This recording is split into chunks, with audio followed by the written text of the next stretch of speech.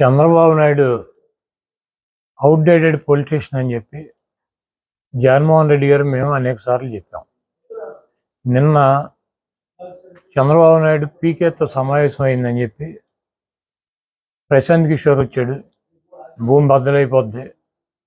ప్రశాంత్ కిషోర్ చంద్రబాబు కలిశారు. 3 గంటలు రూమ్లో కూర్చున్నారు ఇద్దరు. మధ్యలో లోకేష్ లోపలికి బయటికి వెళ్ళి వస్తున్నాడని చెప్పి ఏబిఎన్ రాధాకృష్ణ, ఈటీవీ, మన టీవీ5 బిఆర్ నాయుడు గారు వీళ్ళందరూ కూడా నిన్న సాయంత్రం నుంచి వెనక్కి ముందుకి టీవీలు పగలగొట్టేశారు. ప్రశాంత్ కిషోర్ అనేవాడిని 2014లో మేము వాడేశాం. బుర్రలో గుజ్జంతా కూడా అయిపోయింది. చంద్రబాబు లాగా ఒట్టిపోయిన గీతలాగా ఆయన్ని తీసుకెళ్ళి మళ్ళీ ఇప్పుడు ప్రశాంత్ కిషోర్ని తీసుకెళ్ళి పెట్టుకుని వ్యూహకర్త అంటాడు. మేము వ్యూహకర్తగా పెట్టుకున్నప్పుడేమో ఆడేవాడు బీహార్ నుంచి వచ్చాడంటే తమ్ముళ్ళు మన ఏం పీకుతాడు, మనకన్నా గొప్ప వాళ్ళు ఎవడో నీ ప్రపంచంలో ఉన్నారో తమ్ముళ్ళు అని చెప్పి ప్రశాంత్ కిషోర్ గురించి మాట్లాడాడు. ఇదే రాధాకృష్ణ, ఇదే రామోజీరావు, ఇదే బిఆర్ నాయుడు ఏం చెప్పారు? చంద్రబాబు నాయుడు బాబాయిని చంపటానికి ప్రశాంత్ కిషోర్ ప్లాన్ చేసి ప్రజలను రెచ్చగొట్టి గెలిచాడు. కోడికత్తితో జగన్మోహన్ రెడ్డి గారు పొడిపించుకున్నాడు. వీటన్నిటికి కూడా ప్రశాంత్ కిషోరే ఉన్నాడు అన్నాడు.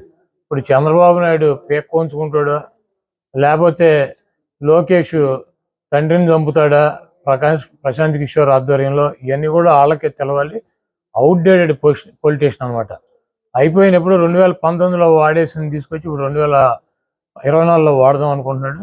ప్రశాంత్ కిషోర్కి ఐపాక్కి ఏం సంబంధం లేదు. ప్రశాంత్ కిషోర్ వెస్ట్ బెంగాల్ ఎలక్షన్ అయినాక నేను వ్యూహకర్తగా ఉండట్లేదు, నేను తప్పుకున్నాను, నేను ఒక రాజకీయ పార్టీ పెట్టానని చెప్పి బీహార్లో రాజకీయ పార్టీ పెట్టి పాదయాత్ర చేసి ఈరోజు ప్రశాంత్ కిషోర్ మమతా బెనర్జీ మాట్లాడమంటే చంద్రబాబుని ఇండియా కూటమిలో చేరమని చెప్పి అడగటానికి చర్చలు జరపడానికి వచ్చారు.